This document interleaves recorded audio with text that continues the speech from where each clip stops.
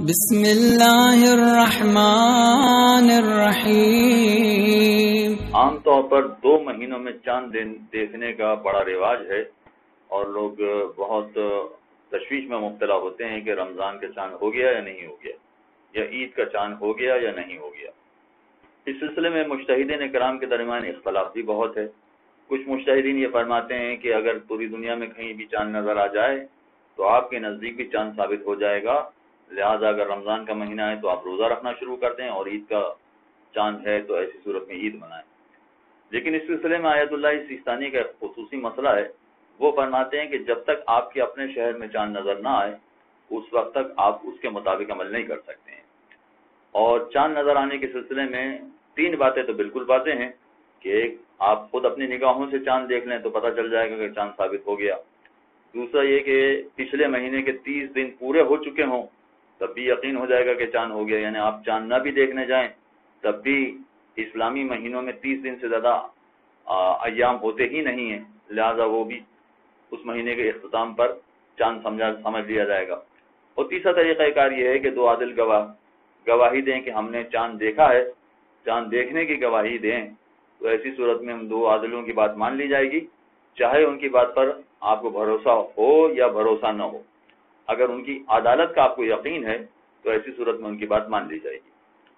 اس کے علاوہ چوتھا طریقہ کار یہ ہے کہ کسی بھی طرح سے آپ کو یقین ہو جائے کہ چاند ہو گیا ہے تو ایسی صورت میں آپ اس چاند کے مطابق عمل کر سکتے ہیں۔ یہ 4 طریقہ کار ہیں عام طور پر چاند ثابت ہونے کے لیے۔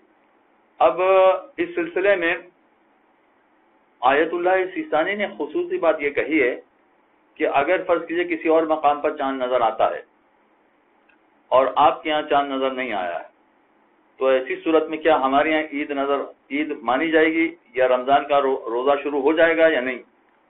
اس سلسلے میں فرماتے ہیں کہ اگر 2 علاقوں کا افق ایک ہو تو ایسی صورت میں آپ کے یہاں چاند ثابت ہو جائے گا۔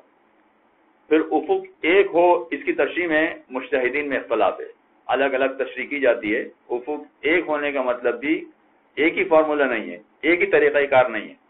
آیت اللہ سیستانی کے ہاں افق ایک ہونے کا مطلب یہ ہے کہ اگر کسی شہر میں چاند نظر آتا ہو تو ضرور آپ کے شہر میں بھی وہ چاند نظر آئے۔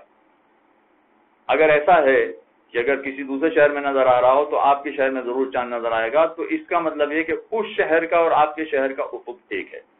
فارمولہ اس کا یہ بنا کہ اس شہر میں اگر چاند نظر آئے تو ضرور آپ کے شہر میں چاند نظر آئے گا، تو یہ کہلائے گا کہ ان 2 شہروں کا افق ایک ہے۔ مگر اس میں بھی یہ بات ہے کہ کبھی عین ممکن ہے کہ افق ایک ہو اور کبھی ایک نہ ہو، اس لیے کہ چاند کی کیفیتیں الگ الگ ہوتی ہیں۔ چاند کب نکلا تھا، کتنے بجے غروب ہو گیا، کتنی دیر کے لیے نکلا تھا، یہ بہت سارے عوامل ایسے ہیں کہ جس میں افق کو طے کیا جاتا ہے۔ تو اگر فرض کیجئے کہ کسی ایک شہر کے درمیان افق ایک مرتبہ طے بھی ہو جاتا ہے تو ضروری نہیں کہ آئندہ دوسری مرتبہ بھی اس کے اور آپ کے شہر کے درمیان افق ایک پایا جائے۔ کبھی ہو سکتا ہے کہ پایا جائے، کبھی ہو سکتا ہے کہ نہ پایا جائے۔ لہذا افق ایک ہونے کا مطلب یہ ہے کہ اگر آپ کے بادل یا کسی وجہ سے آپ چاند نہیں دیکھ سکیں، مگر آپ کو یقین ہو کہ جتنی دیر کے لیے دوسرے شہر میں چاند نظر آیا ہے، اگر ہمارے ہاں بادل نہ ہوتے تو ضرور ہم بھی وہ چاند دیکھ سکتے تھے۔